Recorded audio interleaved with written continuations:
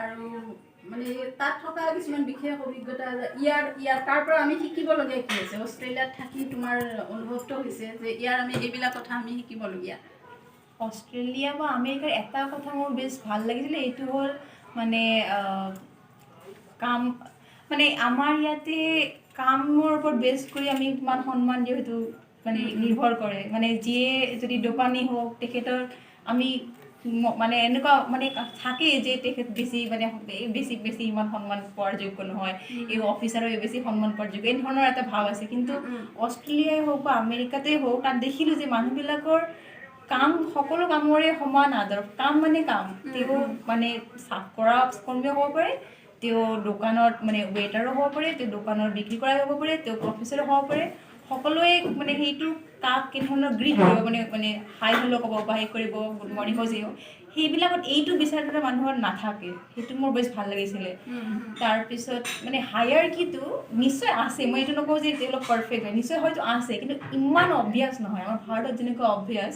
সেইটো ইমান পৰিষ্কাৰ তাত নহয় মানে মই য'তেই গৈছোঁ তাত এনেকুৱা নহয় যে মানে এবাৰ ইভেন মানে ধৰক এটা ৰিচিপশ্যনিষ্ট তেখেতেও তাৰ ডাইৰেক্টৰক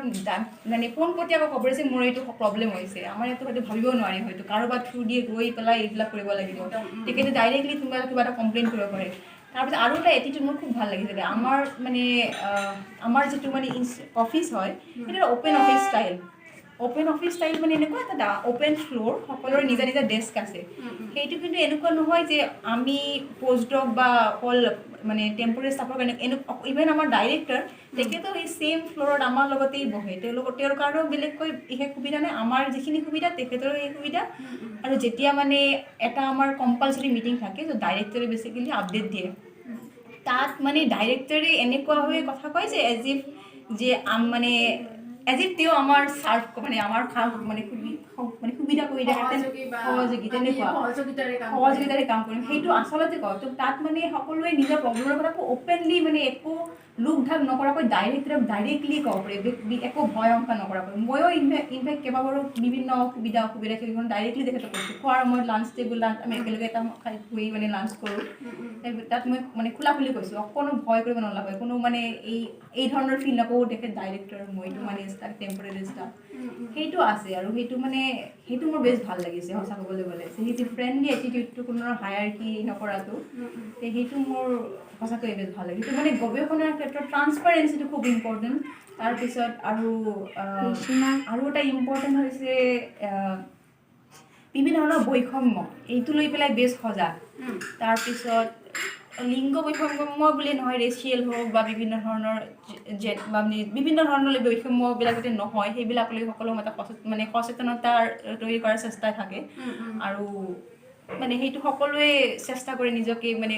নিজৰ বেষ্ট চেল্ফ মানে হেৰি কৰাৰ কাৰণে আৰু সেইটো তাৰমানে ভাল এটা পৰিৱেশ দিয়ে মানে কাম কৰাৰ ক্ষেত্ৰত মানুহ হিচাপে মানুহক সন্মান দিব লাগে একদম মানুহ হিচাপে মানুহৰ সন্মান আমি কোনে কি কৰিছোঁ সেইটো ডাঙৰ কথা নহয় একদম কোনে কিমান দৰমহা পায় তাৰ ওপৰত ভিত্তি কৰি সন্মানটো মানে নিৰ্ভৰ নকৰে সেইটো মোৰ বেছ ভাল লাগিছে সেই এটিটিউডটো বেছ ভাল লাগিছে আৰু সেইকাৰণে তুমি অষ্ট্ৰেলিয়াত গৈ অসমৰ পৰা অষ্ট্ৰেলিয়াত গৈ সুন্দৰকৈ তাত কাম কৰিব পাৰিছা মনপুতি কাম কৰিব পাৰিছা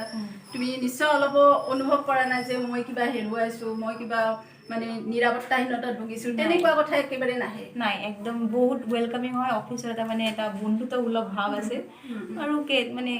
এইটোৱে মানে মোৰ কেতিয়াবা সৰু সুৰা প্ৰব্লেম হতো আৰু কোনো নাথাকিলে যদি দেখোঁ অকল ধৰক অন্য খুব ছিনিয়ৰ এজন ব্যক্তি আছে আমি ডাইৰেক্টলি তেওঁক এপ্ৰ'চ কৰি পেলাই ক'ব পাৰোঁ তেখেতে মোক খাদ্য অনুসৰি হেল্প কৰে তেনেকুৱা এটা ফ্ৰী ভাৱ আছে তেনেদৰে ধৰক ছামাৰ ষ্টুডেণ্টবিলাক আহিলেও তেওঁলোকে ধৰক সকলোকে ইনক্লুডিং মোক এপ্ৰ'চ কৰে আৰু মই তেওঁলোকক হেল্প কৰাৰ চেষ্টা কৰোঁ সেই ধৰণৰ এটা মানে সম্পৰ্ক সেই ধৰণৰ এটা পৰিৱেশ মানে আছে অফিচত সেইটো আমেৰিকাতো আছিলে মানে অষ্ট্ৰেলিয়াত আহি সেইটো আৰু বেছিকৈ মানে ফিল হৈছে কাৰণ এই ধৰণৰ অফিচ ষ্ট্ৰাকচাৰটো খুবেই নতুন হয় সেইটো বেছ ভাল লাগিছে মোৰ আজি অষ্ট্ৰেলিয়াত তো তোমাৰ লগত আৰু কথা পাতিম নিশ্চয় এইটো এতিয়া অলপ বিৰতি দিয়া বুলিয়ে ক'লোঁ আৰু তোমাৰ মাৰ লগতো কথা পাতিম সুবিধা পালে দেউতাৰ লগতো কথা পাতিম তো ধন্যবাদ